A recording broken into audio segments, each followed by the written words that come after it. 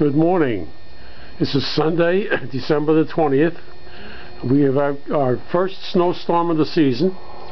Just want to let you know that we got about 10 to 12 inches here in Aberdeen, Mattawan, and it's still coming down a little bit lightly, but for the most part it stopped.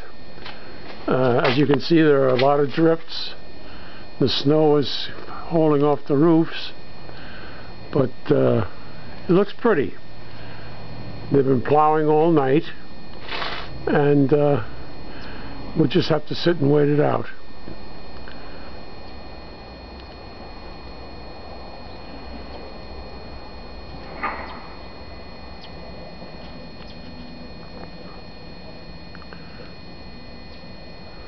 Here's my neighbor across the street, Joy and Ashok Patel.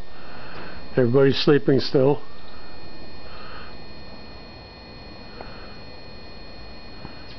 And have a good day.